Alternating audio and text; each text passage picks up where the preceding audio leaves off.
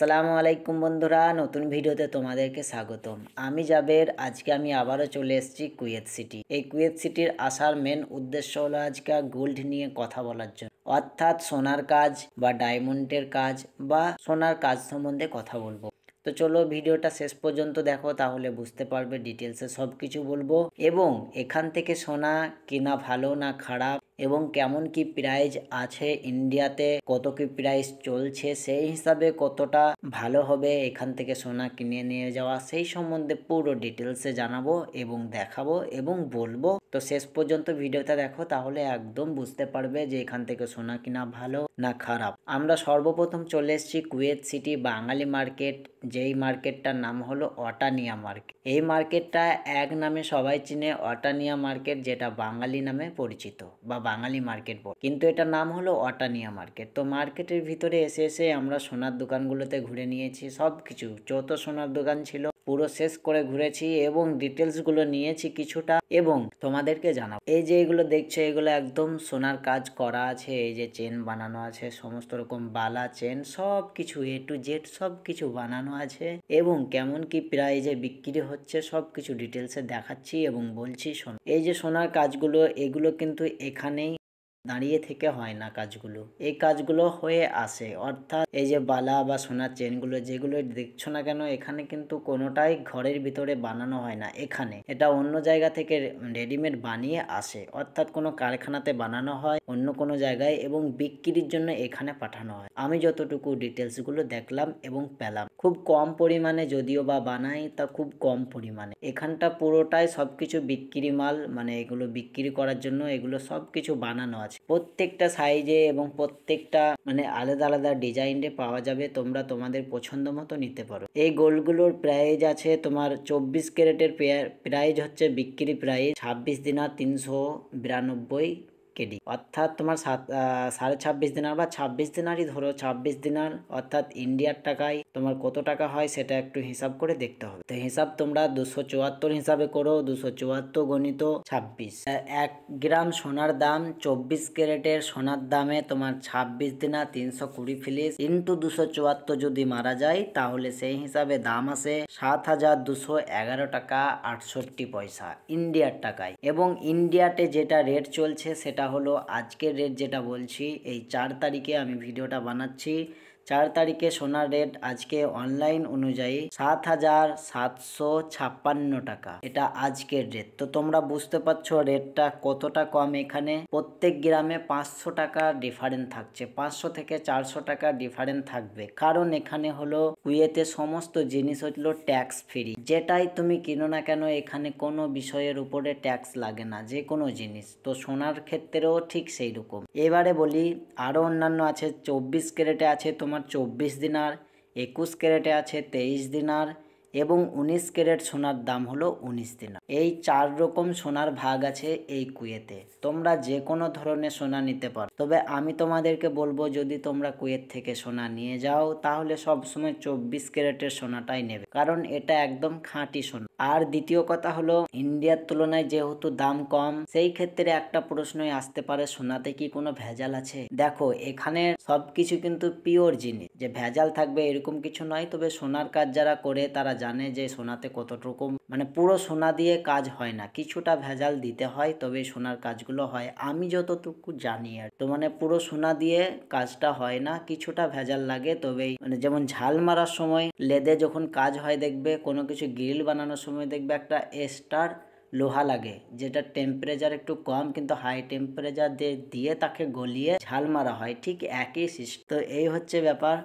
আর হ্যাঁ, সোনার দাম কম বলে যে বেশি সোনা নিয়ে যেতে পারবে এরকম কিছু নয়। বেশি সোনা নিতে গেলে তোমাকে ট্যাক্স লাগবে। তো একটা পরিমাণ মতো নিয়ে যেতে পারবে, যেমন ধরে নাও একটা 1.5 ভরি নিলে বা 1 ভরি নিলে, এইগুলো তোমার ট্যাক্স ফ্রি হবে। এর বাইরে তুমি যখন 3 ভরি বা 4 ভরি বা 10 ভরি নিতে যাবে একসাথে, তখন তোমাকে ট্যাক্স লাগবে। হয়তো তখন ভাববে তোমার সোনা কেনার সময় একামা লাগে, তো তখন সরকার ভাববে হয়তো ব্যবসা করছে, সেই জন্য তোমাকে তখন ট্যাক্স লাগবে। আর যদি তুমি নিজের জন্য নিয়ে যাও, মানে নিজে 1 ভরি বা 1.5 ভরি, এতটুকু পরিমাণে তোমার এগুলোতে কোনো ট্যাক্স লাগে না। এবারে তার বাইরে যারা সোনার কাজ করে তারা বলতে পারবে ডিটেলসে, যখন সোনা কিনবে বা নিয়ে যাবে তখন ডিটেলসগুলো জেনে নেবে। আমার যতটুকু জানার মধ্যে আমি জানতে পেরেছি ততটুকু তোমাদেরকে বলার চেষ্টা করলাম। আর অবশ্যই সোনা কেনার সময় দেখে নেবে। আর সোনার পেছনে যখন সোনা কিনবে, অনেকে আছে সোনা সম্বন্ধে বুঝে না, ধারণা থাকে না, তো দেখবে প্রথমে যে কোনো সোনার পেছনে যে কোনো কাজ হোক না কেন, চেন বা গলার যেটাই বলো না কেন, পেছনে দেখবে স্ট্যাম্প মারা থাকবে, গোল্ড বলে লেখা থাকবে বা সোনা কিছু একটা স্ট্যাম্প থাকবে। এটা হলো তাহলে তোমরা বুঝতে পারবে যে হ্যাঁ এটা অরিজিনাল সোনা, এটা সিটি গোল্ডেন। এখানে সোনার দোকানগুলো সবই ঘুরেছিলাম, তারপরে ডায়মন্ডের দোকানগুলোও ঘুরলাম একটু। তো এখানে যেটা দেখলাম সবকিছুই ভালো, তোমরা নিতে পারো এখান থেকে, যেহেতু ট্যাক্স ফ্রি। ইন্ডিয়া থেকে তোমরা এখানে প্রত্যেক গ্রামে 500 টাকা কম পাবে। তো যারা কুয়েতে আছো বাড়ি যাওয়ার সময় অবশ্যই যদি সোনা নিয়ে যেতে চাও তাহলে নিয়ে যাবে ইন্ডিয়ার টাকায়। প্রত্যেক 10 গ্রামে 5 থেকে 7,000 টাকা সেফটি থাকবে, এটা গ্যারেন্টি। তুমি ইন্ডিয়ার দাম দেখে নেবে অনলাইনে এবং কুয়েতের দামটা দেখে নেবে, তারপরে সোনা কিনবে। দেখলেই যে কিনতে হবে এমন তো কোনো কথা নেই, এটা প্রত্যেকটা মেলাতে বলে। আর এই বাঙালি মার্কেটটা বা অটানিয়া মার্কেটটা এটাও হলো একটা মেলা। এখানে প্রত্যেক জুম্মার দিনে এত অসংখ্য লোক আসে, তোমরা এলে বুঝতে পারবে বা গেলে বুঝতে পারবে। যারা আছে তারা জানে, যারা অটানিয়া মার্কেট ঘুরেছে তারা অবশ্যই জানে যে হ্যাঁ কতটা ভিড় হয়। এবং আমি একটা ভিডিও এর আগে দিয়েছিলাম যে অটানিয়া মার্কেটটা এটা বাঙালি মার্কেট নামে পরিচিত, দেখো কত ভিড় হয়। তো এই মার্কেটে তোমরা ঘুরে যেতে পারো এবং দেখতে পারো সমস্ত ডিটেলস, এখানে সমস্ত কিছু পেয়ে যাবে A to Z, তোমাদের প্রয়োজনীয় জিনিস যেটাই লাগে না কেন সব কিছু পাবে। তো এই ছিল ব্যাপার। তোমরা আর সোনার কাজের সম্বন্ধে, হ্যাঁ কাজের সম্বন্ধে যেটা মেন কথা সেটা হলো এই কাজের ডিটেলসটা কেউ দিতে চাইছে না, অর্থাৎ সোনার রেট ছাড়া, এবং ভিডিও বানাতে নিষেধ করে। এই কাজের ডিটেলসটা দিতে চায় না কেন আমি বুঝতে পারলাম না। আমি অনেককে জিজ্ঞেস করলাম ভাই কাজের ডিটেলসটা একটু পাওয়া যাবে, কেমন কি কাজ, কত বেতন, তো বললো এইসব কিছু ডিটেলস বলা যাবে না বা বলা নিষেধ আছে, এরকম বলছে। তা আমি বললাম একটা যদি আইডিয়া দিতেন যে কত টাকা বেতন পাওয়া যায় এইসব সেল মার্কেটের কাজগুলোতে, যারা মানে এই দোকানে থাকছে তাদের। তো জিজ্ঞেস করেছিলাম, তারা আমাকে বলেছিল একটু আইডিয়া করে নাও, অ্যাডজাস্ট বলা যাবে না। আমি 2-3 জনকে জিজ্ঞেস করার পরেও বলে না। আমি বললাম কিরকম আইডিয়া করা যায়, তখন বললো তোমার বেতন কত। আমি বললাম আমি ফ্যামিলি বাড়িতে কাজ করি, আমার বেতন 100 দিনার। তো বললো তোমার 3 মাস বা 2 মাসের যতটুকু বেতন আছে অতটুকুই ধরে নাও পার মাস। মানে একটা ধারণা দিল তারা। আমি যেটুকু মানে বুঝতে পারলাম, ওরা আরো যেই কথাগুলো বলছিল যে ধরনা সেল মার্কেট প্রথম যারা সেল দোকানে থাকে তাদের স্টার্টিং বেতন 150 দিনার থেকে তোমার 400 দিনার পর্যন্ত হয়ে থাকে। তো এই হচ্ছে বেতন, এই কাজগুলোতে এরকম বেতন পাওয়া যায় কুয়েতে। যতটুকু আমাকে ধারণা দিয়েছে আমি বলার চেষ্টা করছি। আমি বলবো যখন এই সব কাজে আসবে তখন ভেরিফাই করে আসবে বা ভালো করে যাচাই করবে। কারণ আমার কথা শুনে যে আজকে 150 দিনার বলে দিচ্ছি, পরে ভবিষ্যতে দেখা গেল 100 দিনার বেতন পাওয়া গেল বা কম পাওয়া গেল বা বেশি পাওয়া। তাই বলবো যে কোনো জায়গায় যখন এই কাজ সম্বন্ধে আসবে বা জানবে তখন পুরো ডিটেলসটা নেবে। আমি কিন্তু সঠিক তথ্য তোমাদেরকে পাচ্ছি না, আমি একটু ধারণা করে বললাম তোমাদেরকে। এই হচ্ছে ব্যাপার। এবারে কাজ কোথায় পাবে, কাজ তোমাকে দেখে নিতে হবে। আমাকে যদি বলো ভাই একটা কাজ দেখে দাও, আমি কিন্তু পারবো না। এইসব কাজে কোনো যোগাযোগ থাকে না বা নেই, এমনিতেই তারা কোনো ডিটেলস দিতে চায় না এবং ভিডিও